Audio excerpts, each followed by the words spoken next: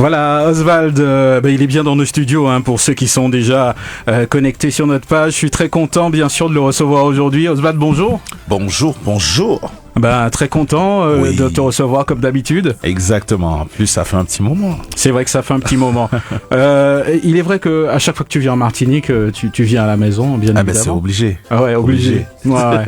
Alors, je suppose que je crois que tu descends de l'avion là en ce moment. Tu as dû croiser du monde. De toute façon, on te reconnaît maintenant. Oui. Avant, je pense qu'il y avait un petit souci avec l'image. Ouais. On reconnaissait la voix, mais il n'y avait pas encore l'image sur la voix et tout. Mais je pense que là, maintenant, ça va. Mm-hmm. Ça va, ouais. Alors, c'est vrai que c'est pas souvent qu'on regarde en arrière, mais je suppose que ça t'arrive de temps en temps. C'est vrai que tu es encore jeune, mais il y a déjà une carrière derrière. Ouais, quand même. Parce que bon, après, faire un tube, c'est un truc.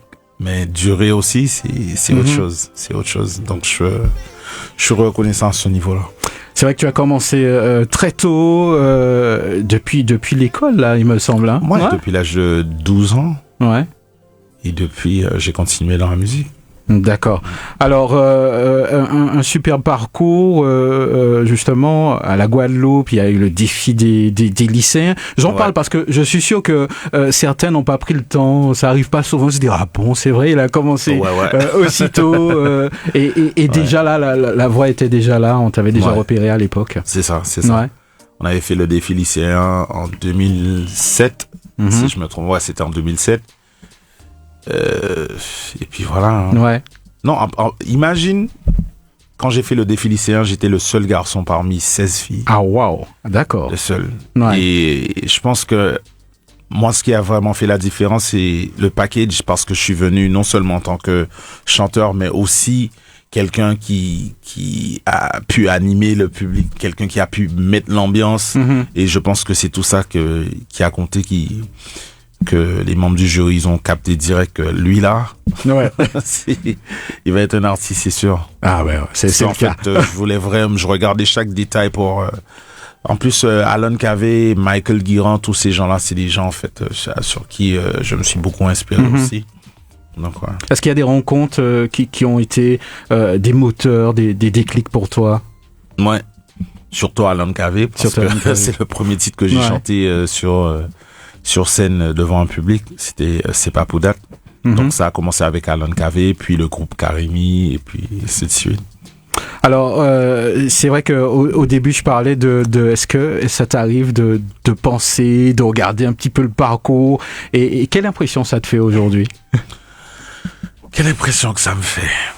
En fait, quand j'y pense, c'est de voir que aujourd'hui, on me voit comme un artiste, comme si je viens à peine d'arriver sur le terrain.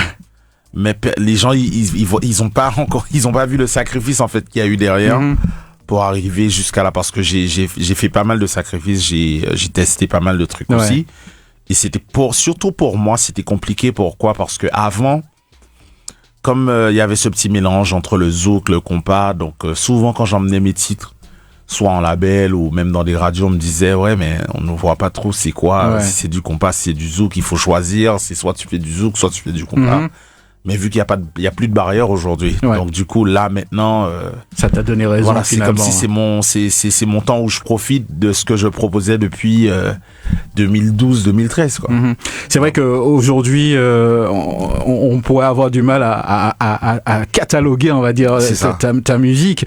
Mais est-ce que c'est dû justement aux influences finalement? C'est ça, parce que à Saint-Martin, en même temps, j'ai grandi avec plusieurs styles de musique, de plusieurs couleurs, et puis j'ai grandi dans le reggae, dans le zouk, dans le compas, dans le soca et tout ça.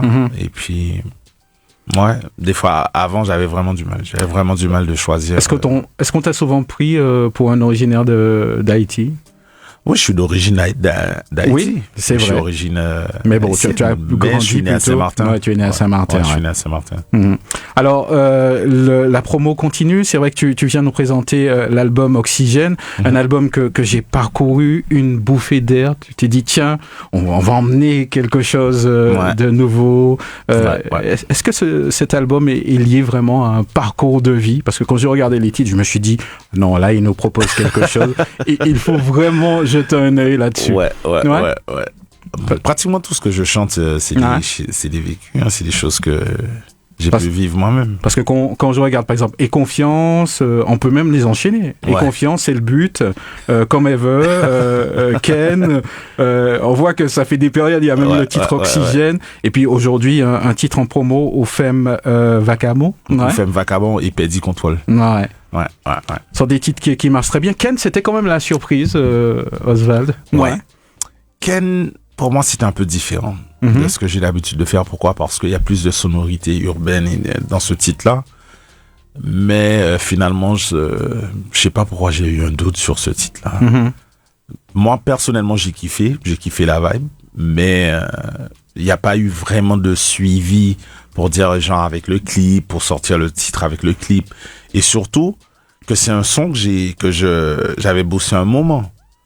Donc, je pense que j'aurais dû lâcher ce titre-là au moment qu'il y avait le film de Barbie là, qui venait juste de sortir. Ça allait être le moment parfait pour ce titre-là. Ouais. Alors, comment tu travailles d'une manière générale? Je sais que tu as ton studio. Est-ce que c'est la musique qui arrive d'abord? Est-ce que c'est le texte? Ou il n'y a pas forcément? Il n'y a pas forcément. Ouais. Des fois, ça peut être la musique. Des fois, c'est même des mélos. Par exemple, je peux être au resto ou dans l'avion. Il y a une mélo qui me passe par la tête. Et j'enregistre sur mon téléphone et après, je fais en fonction de la mélo. Mais la plupart du temps, c'est vraiment la mélo. Pourquoi? Parce que je suis pas souvent au studio. Des fois, je suis je peux même être en boîte ou quelque part. Et puis, il y a une petite mélo qui me passe par la tête. Des fois, la mélo, ça peut être un truc dans l'instrumental même, ou ça peut être dans les top lines ou la voix que je vais faire. Alors aujourd'hui, tu t'es vraiment fait une place dans le milieu, elle est incontestable. C'est vrai qu'il y a eu du travail, c'est vrai que tu l'as pas dit, tu as parlé de sacrifice, mais on n'arrive pas là par hasard. Ça c'est clair, ça c'est clair. Après, il y a d'autres personnes qui ont eu la chance genre de sortir un truc et boum, ça a pété d'un coup. Mais je pense que par rapport au fait que tous ces sacrifices-là me fait profiter un peu plus de tout ce que je suis en train de récolter aujourd'hui, parce que je sais exactement que ça n'a pas été facile. Mais je pense que quelqu'un qui a eu ça facilement comme ça, ils vont pas voir tout ce que moi je vais voir aujourd'hui. Je suis vraiment reconnaissant à ce niveau-là.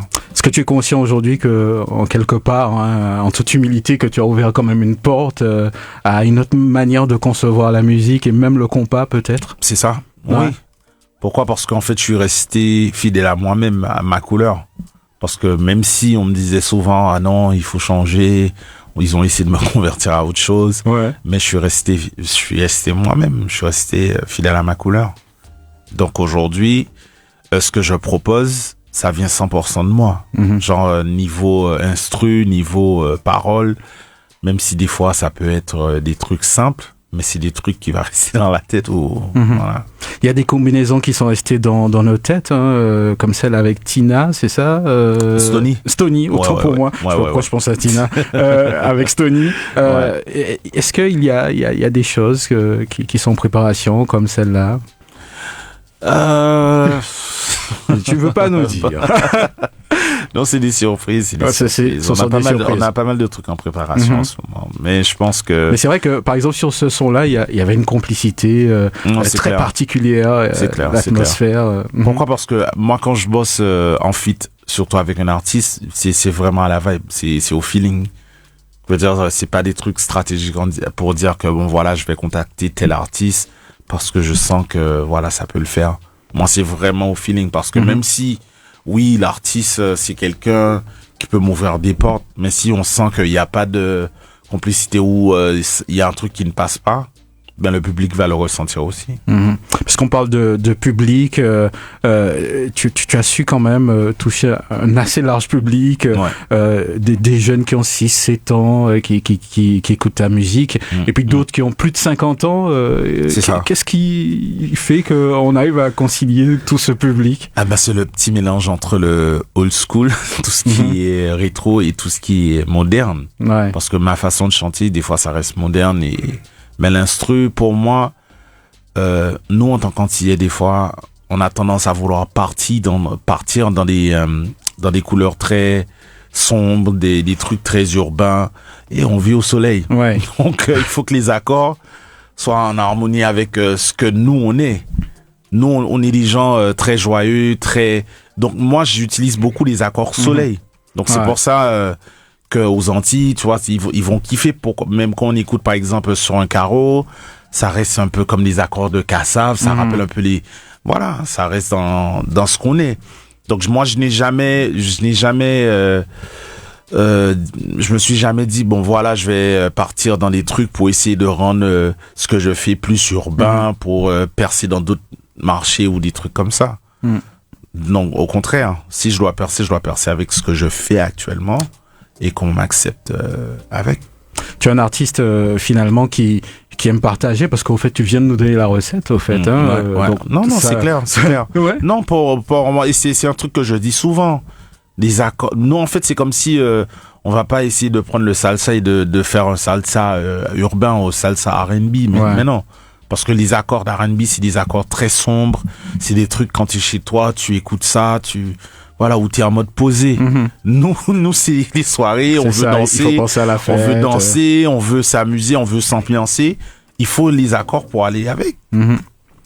Alors aujourd'hui, c'est vrai que les auditeurs qui nous écoutent certainement doivent se dire, mais à quand le concert d'Oswald? Aujourd'hui, tu as un répertoire riche et je reste persuadé que tu auras du mal à caser tous tes titres lors d'un concert. Ça, c'est sûr. Ça, c'est clair.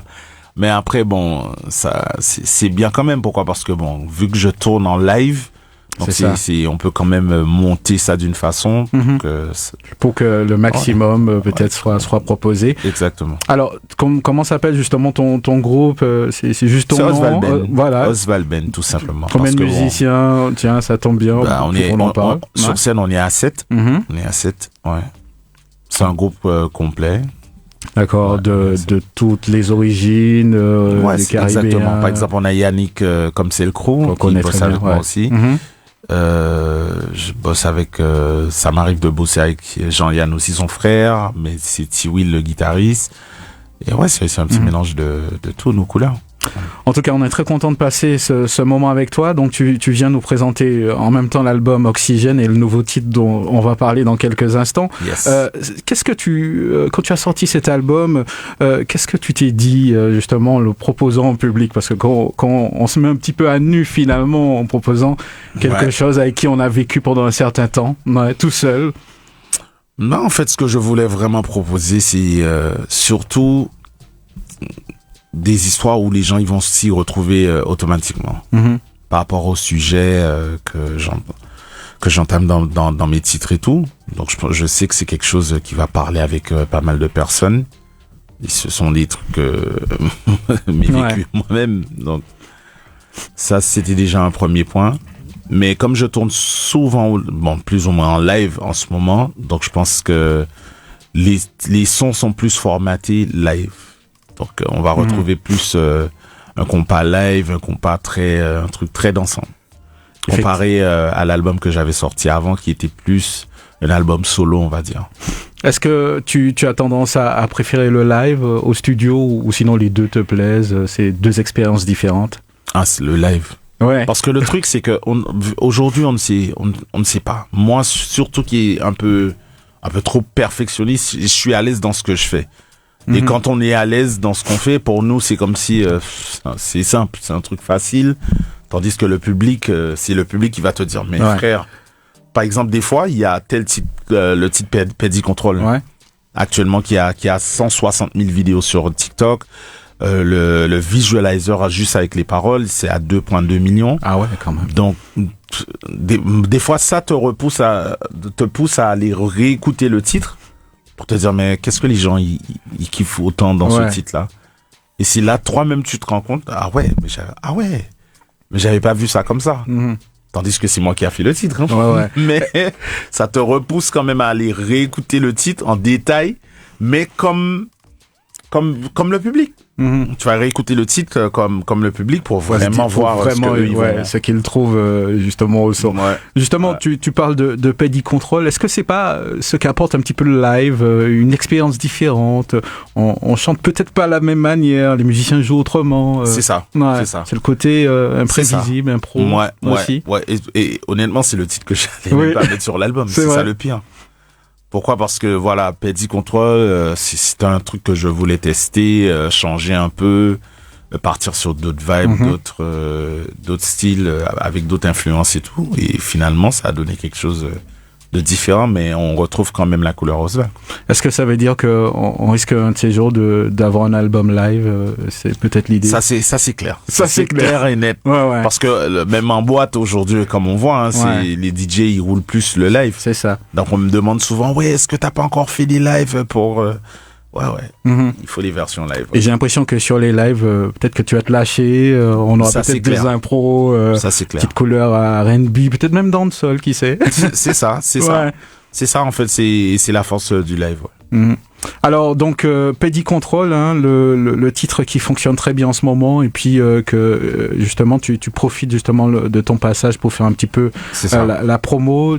Tu es là pendant combien de temps? Est-ce que le public aura l'occasion de te croiser? Ça va très vite. Ça va vite. Le lendemain on repart pour la Guadeloupe parce qu'on fait un peu la promo un peu partout. Genre là on est en Martinique. Mais tu promets de revenir. Avec la Martinique. Non, ça c'est clair et net. Tu promets de revenir. Mais là c'est vraiment pour préparer un truc lourd. Comme on avait dit tout à l'heure pour le concert, donc on prépare vraiment quelque chose de lourd. Donc tout ce que je peux dire, c'est restez branchés et vous pouvez me follow sur Oswald XXM pour savoir exactement ce qui vient pour la suite. Alors, je sais pas si tu en es conscient, mais il y a un super public qui te suit à la Martinique. Qu'est-ce que tu aimerais leur dire justement?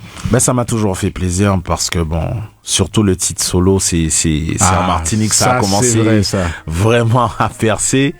Donc la Martinique, j'ai la Martinique là dans mon cœur. Dès que je viens en Martinique, je suis content, je me sens chez moi tout simplement. Mais t'es chez toi en tout cas. Je crois qu'on t'a adopté et on a décidé que tu es martiniquais.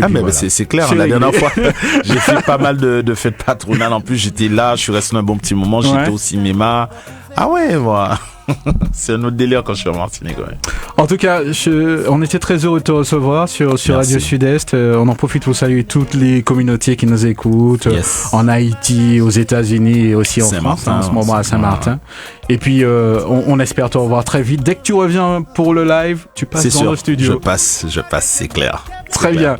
À bientôt. À très bientôt. Merci encore. Ça c'est pour faire pas table l'autre nèg j'en privé en bas. Peddy Control. Peddy Control. Ou femme fou.